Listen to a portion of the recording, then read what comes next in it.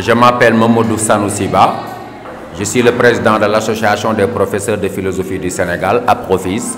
Je suis professeur de philosophie au lycée des Parcelles Assainies. Il n'y a pas une manière spéciale d'aborder l'épreuve de philosophie. Cependant, ce qu'il faut éviter, nous le disons aux élèves depuis un siècle, c'est de choisir son sujet avant le jour J. L'épreuve de philosophie, comme toutes les épreuves dans la vie, on l'aborde avec sérénité et intelligence. On l'aborde avec sérénité, ça veut dire qu'il ne faut pas laisser la peur vous habiter parce que la peur vous enlève vos moyens, comme on dit, ça brise vos ailes. Mais aussi, il faut l'aborder avec intelligence, c'est-à-dire le jour J, par exemple de 8h à 8h30 jusqu'à 8h, 9h moins le quart, prendre le temps de lire toutes les épreuves et c'est seulement après ce moment-là que l'élève peut choisir son sujet parmi un des sujets de dissertation ou le texte de commentaire. Il n'y a pas de type de sujet à choisir.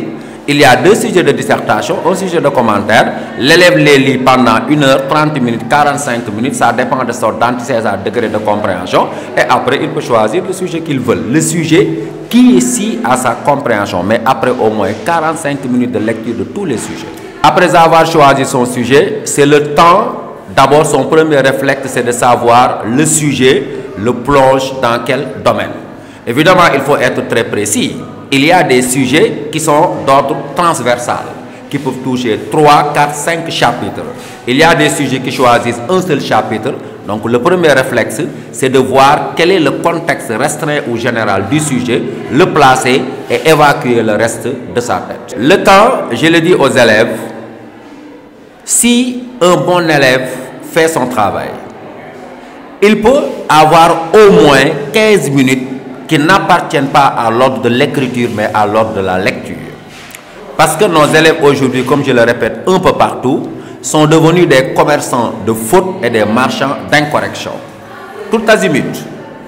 Cependant, un élève qui prend un quart d'heure pour relire, comme dit Mamoussé Diagne, celui qui n'a pas lu, n'a pas relu, cet élève-là, il peut avoir la chance d'enlever 1, 2, 3, 4, 5, 10, 20 fautes qui auraient échappé s'ils ne l'ont pas fait. L'autre chose sur la rédaction, quel que soit le sujet que vous traitez, il y a des paramètres généraux qu'il faut respecter. D'abord, il faut une bonne présentation. Même si vous n'êtes pas un calligraphe de métier, vous écrivez mal par exemple comme moi, prenez le temps d'appliquer ce que vous faites. Ensuite, les élèves doivent comprendre qu'ils doivent aller à la ligne. J'ai démontré dans des foules en classe que même Dieu va à la lune, par exemple la main. Si vous regardez la main humaine n'a pas été conçue comme ça. Si la main humaine a été conçue comme ça, l'homme n'aurait pas la capacité d'écrire et s'il n'y avait pas d'écriture, il n'y aurait pas de science. Et s'il n'y avait pas de science, vous et moi, on ne serait pas là pour faire ce que nous sommes en train de faire. L'élève doit aller à la ligne après chaque chapitre. Autre façon d'écrire, il doit respecter les mots de liaison parce que les mots de liaison constituent l'architecture.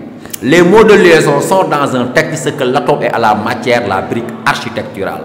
Donc, aller à la ligne quand il le faut, mettre les mots de liaison, préparer un texte bien cohérent, mais surtout aussi veiller à la pertinence et à la cohérence de ses propos.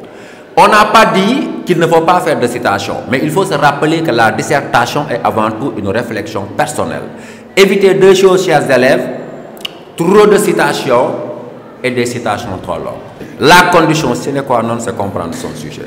Personne ne peut réussir ce qu'il n'a pas compris. Si ce Michel-là n'avait pas maîtrisé sa caméra, il ne me filmerait pas bien.